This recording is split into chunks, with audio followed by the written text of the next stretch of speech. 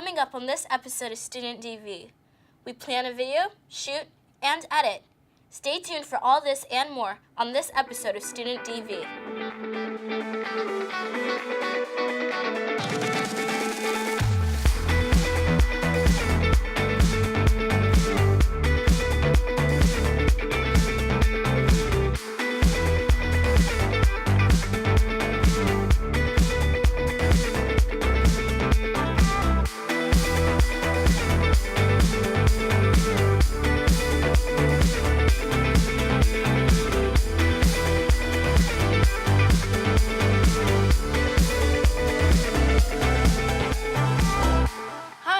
Welcome to another exciting episode of Student DV.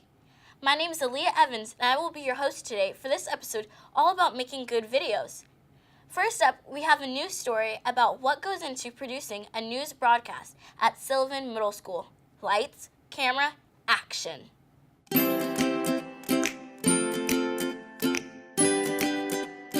Media is one of the electives that students can participate in Sylvan Middle School. One important part of media is the newscast. So in this room, I produce the news that you see on the TVs every day.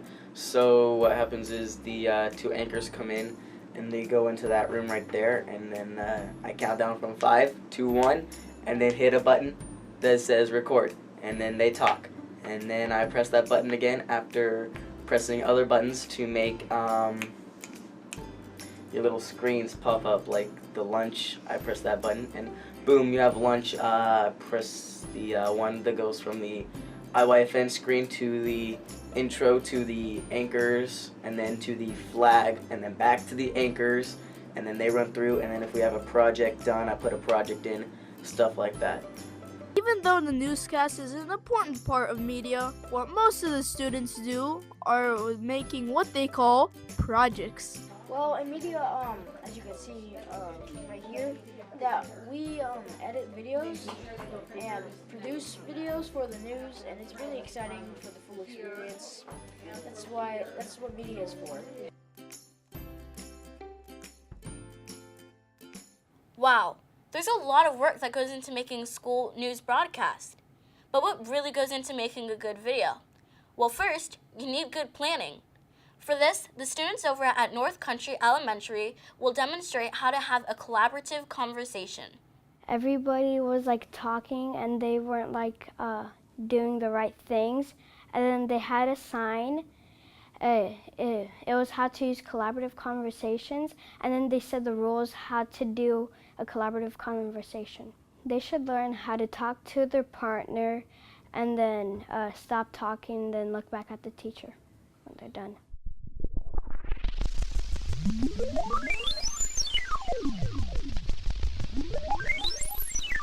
Okay, now that we have finished reading our story, I would like you to turn to your partners and discuss it.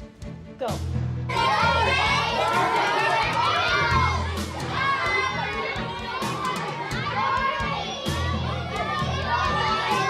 This isn't working. We need to show them what to do.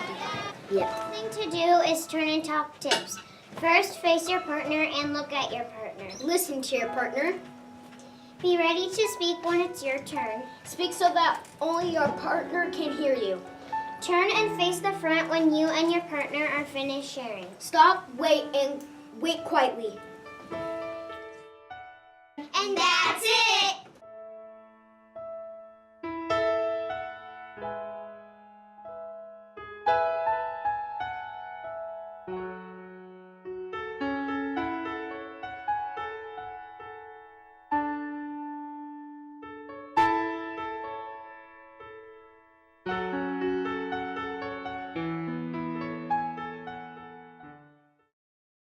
Do you have a plan in mind now? Great! Now you'll probably want actors to be in your video, so you may want to cast them through an audition. Hayden Williams can tell us more about the audition process.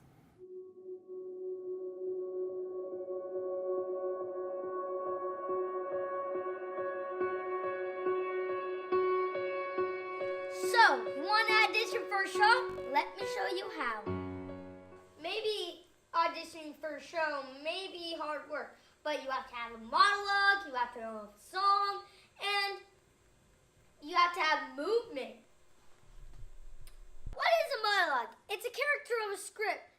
have to talk, and you have to memorize it, and it may get you a big part, like 3 parts, 4 parts, and you could get any part, a singing part, a dancing part, and a talking part. That is the most best part. I've been in lots of shows. Oh gosh! Oh, this is scary. Oh, what's happening now? Oh, this is scary.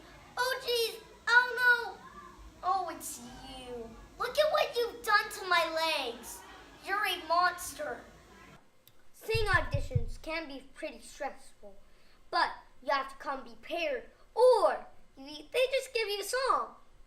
Hakuna Matata, what a wonderful phrase.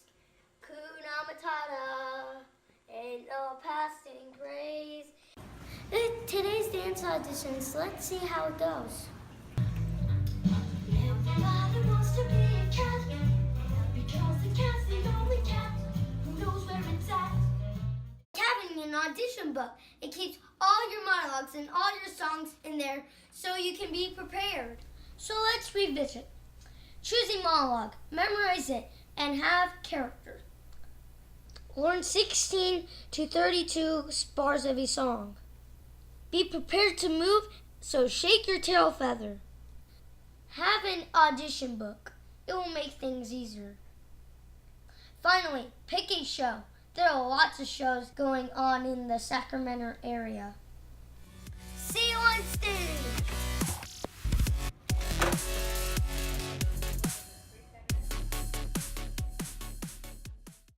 Ran.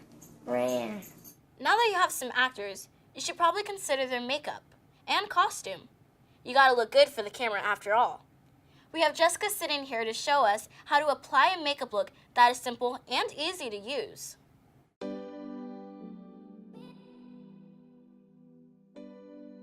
Hello everyone, my name is Jessica and I'm here today with a very simple and basic makeup tutorial for beginners. I know when you first start to get into makeup it's a little bit scary and intimidating, but this look is very easy for beginners and it's very simple, and I'm really excited to show you guys my everyday look.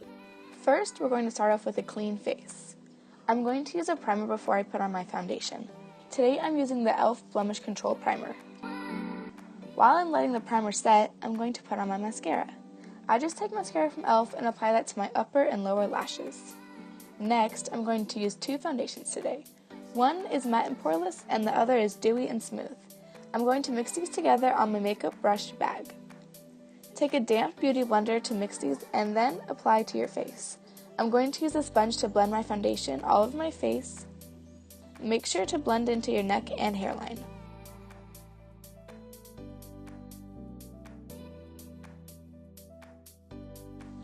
After my foundation is all blended, use a setting powder. This is in the shade Translucent. This is going to help your foundation last longer. After I set my foundation, I use blush on my cheeks for a little more color. Right on top of my blush is where I'm going to use 2 highlighters. I mix these together because I like the combination of them, and I also like the combination of highlight and blush for a settled glow. Now I'm going to take a clear mascara and apply this to my eyebrows. This will help keep them in place all day. Last but not least, I am going to apply a light pink lip gloss just to add a little color to my lips.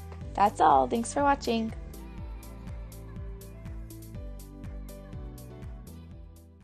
Okay, so now we have a plan. We've cast our actors and we're ready to roll. So next, Noah Jeffries is going to give us a few tips to keep in mind when we're going out to shoot our video. My video is about how to make a good SEVA video, which includes like microphone, audio, and video quality. We show people how to like make sure the mic's plugged in properly and make sure the audio is at a good like height, along with how to make sure that you look good on set and like make sure like the sun's behind the camera and not the person, which is a common mistake.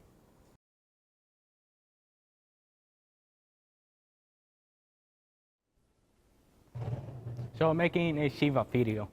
I got some good tips about making a good SEVA video for you. One, you guys, is the audio.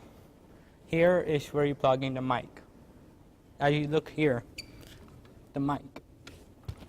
You're plugging the mic into the camera, and suddenly you can hear me.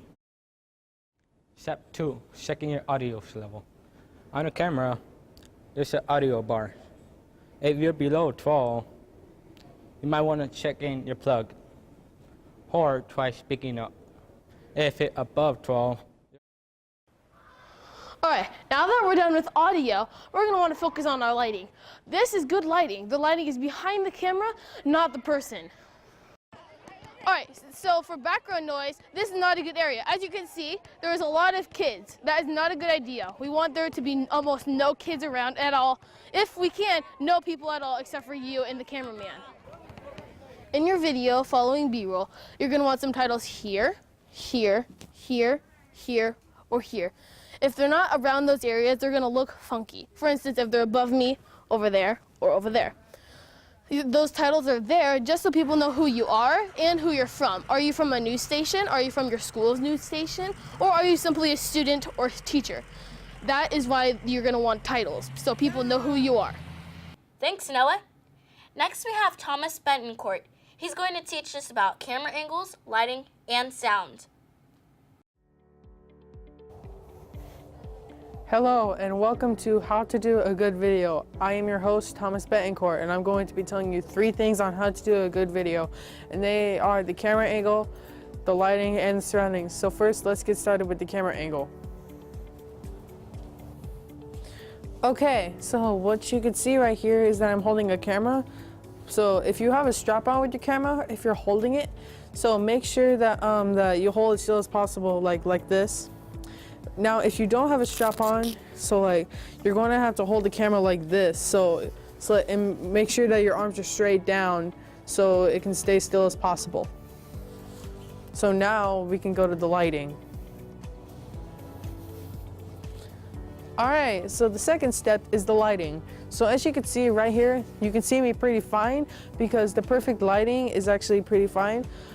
But since the sky is pretty high out and since it's pretty bright out, cause like right here you can't see me pretty well, that's because since the camera is actually focusing on the light, making everything around you is pretty darker.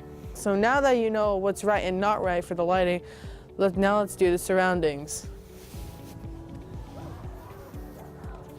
So now your final step is the surroundings. So as you can see right behind me, this is a pretty loud spot to film. You do not want to do it right here, or else I would recommend using a microphone if you're probably around here, so you could probably get a pretty good audio. But if you don't use one, then your viewers won't be able to hear you at all. So now you know what's not right for your surroundings. Let's go to a much quieter spot.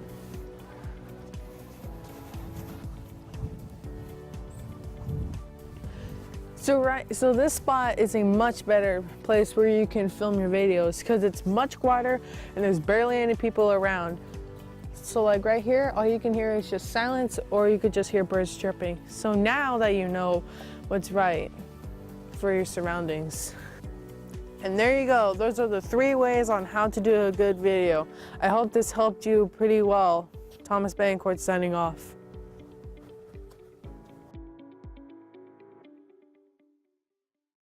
Nice shots, Thomas. It's all looking pretty good. Now that we have the basics down, why don't we try something a little more advanced? Kiosa has 5 cool techniques to teach us to make your video look more cinematic. Let's check them out. I've seen a lot of kind of not so interesting videos, and all high school videos all look the same. So I want to show people how to give them more of a cinematic look and make them look a lot better. So people will know that wow, I'm surprised that you can edit that good. I think that you should definitely start with the basics by learning headroom and all this stuff, and then after you get through all that, start going into keyframes and color, because color is obviously really important. And then after you get all that, then that's when it's not really up to learning. It's all about creativity then after that, and you need to start learning yourself. My name is Kiosa. Today I will be demonstrating to you guys on how to get a cool cinematic look to your videos. Step 1, you will need good audio and good music. This will set off the mood and the vibe of your viewers. Color will set off either a cold feeling or a warm feeling to your viewers, and this will determine his final mood. For step 3, make sure you have cool transitions. Make sure you put them into cool spots that people will mostly notice them. Step 4 is get really good angles.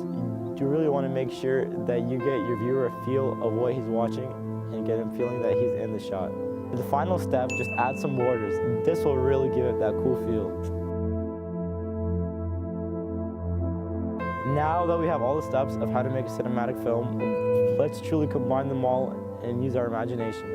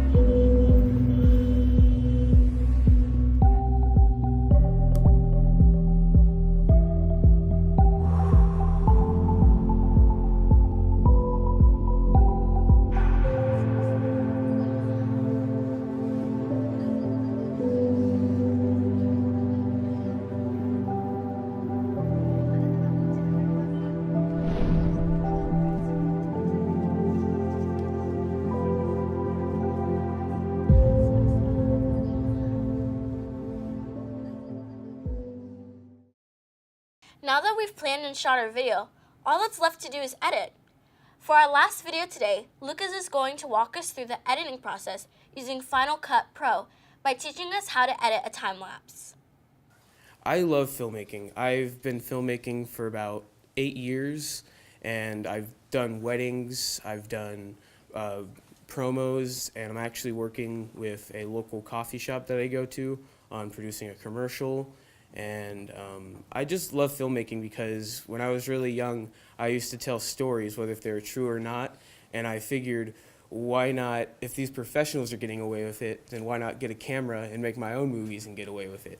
So I just always loved to tell movies, or I always like to tell stories, and I think filmmaking is where I kind of found my passion to tell stories. How to edit a time-lapse on Final Cut Pro X. Step 1. Import all your photos.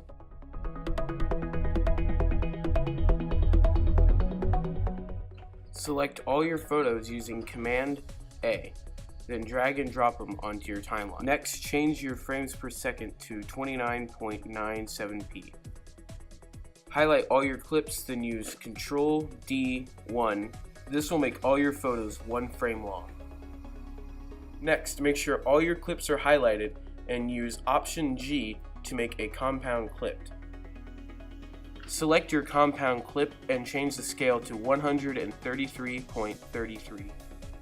Now your time lapse is done. Color correct, add effects, do whatever you like.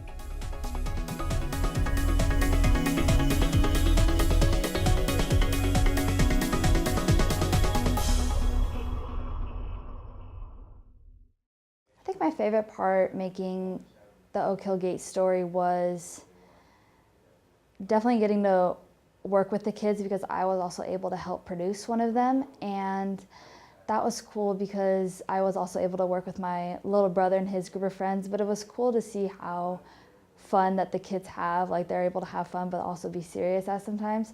So that was really cool to be able to work with them like that. He like stutters a bit on the second fact. But not to do sunscreen, that is one. The Oak Hill Gate program has a new base of learning for the students. We have a production studio, and because of a grant that we got through the SEVA program, we have been able to turn our computer lab into a production studio. So having that and all the extra cameras and equipment, along with Mr. Bisho, actually being able to train the students more with his video techniques, we're able to impact 50 students this year. But if we redo it, he has to start.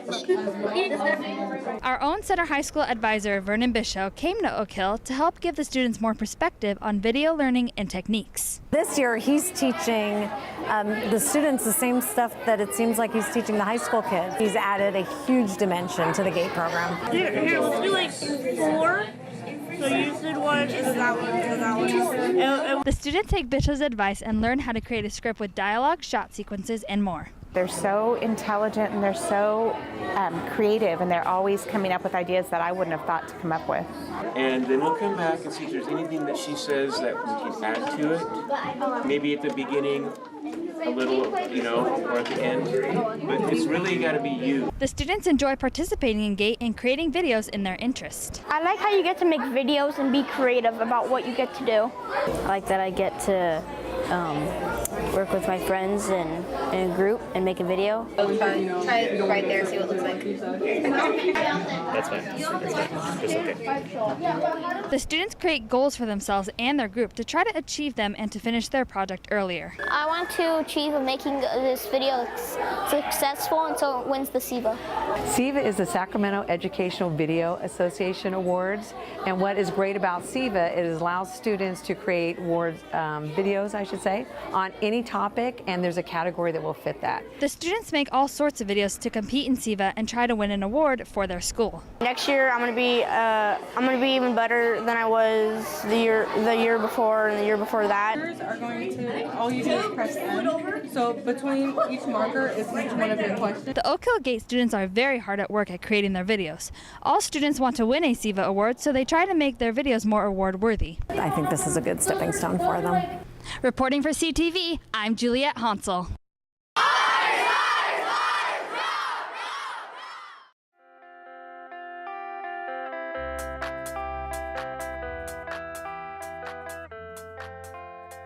Good morning.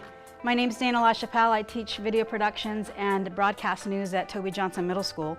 And since we are cooking, and then we go to recipes. This is my favorite part. I like to start them off with a reader, and a reader is a story that is written for the desk anchors to read.